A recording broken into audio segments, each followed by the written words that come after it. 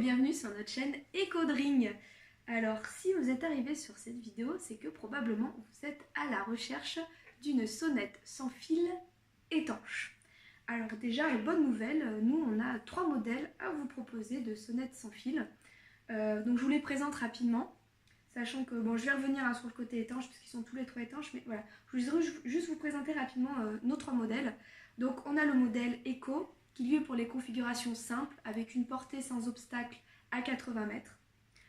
On a le modèle extrême, donc lui, sa principale différence avec les deux autres, c'est que les carillons font relais entre eux, donc vous pouvez grandement augmenter la distance entre le bouton et le dernier carillon. Donc sachant qu'entre le bouton et le carillon, il y a une distance sans obstacle, une portée de 100-120 mètres. Et donc notre dernier modèle, mon préféré, c'est la sonnette rendez-vous. Donc je l'aime beaucoup parce qu'on peut la customiser. Et puis c'est la plus résistante des trois, c'est celle qui aura la plus longue vie, on va dire. Voilà, donc je vous montre rapidement les petites customisations que vous pouvez faire sur cette sonnette là. Alors celle-là, elle a plusieurs atouts. D'abord, elle a au niveau de la sonnerie, des volumes sonores, c'est celle qui sonnera le plus fort des trois, avec un volume maximum à 85 décibels, soit en fait le son d'une tondeuse thermique, donc pour vous donner une idée de la puissance de la sonnette. Et puis elle a un autre avantage, c'est que quand vous réglez les paramètres de volume et de musique, si jamais vous avez besoin de la déplacer, de la débrancher, de la placer autre part, elle va conserver ces paramètres, ce qui n'est pas le cas des deux autres. Donc voilà, ça c'était juste pour vous présenter rapidement nos 3 modèles. Je reviens sur la partie étanche puisque c'est ce qui vous intéresse là maintenant. Donc alors, le carillon lui, logiquement il est à l'intérieur, donc cette partie-là n'est pas conçue pour être étanche. C'est branché sur secteur, donc voilà, ça c'est censé être à l'intérieur de la maison. Donc c'est pas cette partie-là qui va être étanche. En fait, c'est tout simplement la partie extérieure.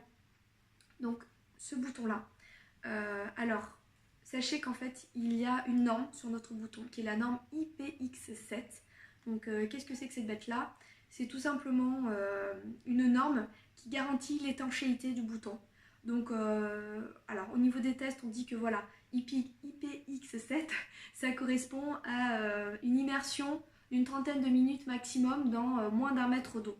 Donc bon, j'espère que vous n'aurez pas des inondations qui vont monter jusqu'à votre bouton et qui vont l'immerger pendant 30 minutes parce que ça serait dommage pour vous.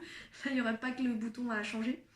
Du coup, pour tout ce qui est, par exemple, si vous habitez en Bretagne avec les pluies incessantes, le bouton ne bougera pas puisque l'eau sera toujours évacuée par ici. Et nous, par exemple, nous on vit dans le Gard, donc alors c'est sûr qu'on a moins de pluie que ceux qui sont de Bretagne, mais en fait ce qui se passe c'est que nous toute la pluie de l'année on se la prend en 2-3 jours sur l'année, donc c'est ce qu'on appelle les épisodes Cévenol. Et là pour vous dire, on est bien content d'avoir notre sonnette parce qu'elle se prend une sacrée rincée dans ces moments là. Je vous montre à l'intérieur en fait, donc c'est assez simple. Et ce qu'il faut retenir aussi, c'est qu'il y a une pellicule hydrophobe qui a été mise au niveau de la carte, donc du coup ça ne peut pas s'oxyder. Et d'autre part, vu que tous nos modèles sont sans pile, le côté la pile qui s'oxyde avec l'humidité et tout, ça n'existe pas chez nous, puisqu'il n'y a pas de pile. Forcément, voilà, super sonnette sans fil, étanche, sans pile. Voilà, pas d'oxydation et une évacuation prévue sur tous nos boutons à ce niveau-là. Donc, ah oui, alors important, je tiens à le dire parce que je ne sais pas pour quelle raison, mais nous avons des clients qui nous ont appelé en disant oui, c'est pas étanche, ça a rouillé, tout ça. Tiens, bizarre. Et en fait, ils avaient installé le bouton dans ce sens-là, de façon horizontale, ce qui fait que l'eau, au lieu de pouvoir être évacuée comme ça a été prévu, elle n'a pas pu s'évacuer. Donc effectivement, au bout d'un moment, l'eau a stagné et ça a pu créer des dysfonctionnements. Donc bien installer le bouton dans ce sens-là pour qu'effectivement l'eau puisse s'évacuer et là, vous n'aurez aucun problème. Donc voilà, si vous avez des questions, si vous avez des commentaires, n'hésitez pas à nous joindre. Toutes nos coordonnées sont sur notre site ecodring.com et en dessous de la vidéo. Donc surtout, n'hésitez pas à nous contacter. C'est moi qui vous réponds au téléphone en plus, donc voilà, vous pourrez m'avoir directement. Je vous encourage à le faire. Et voilà, allez, ciao!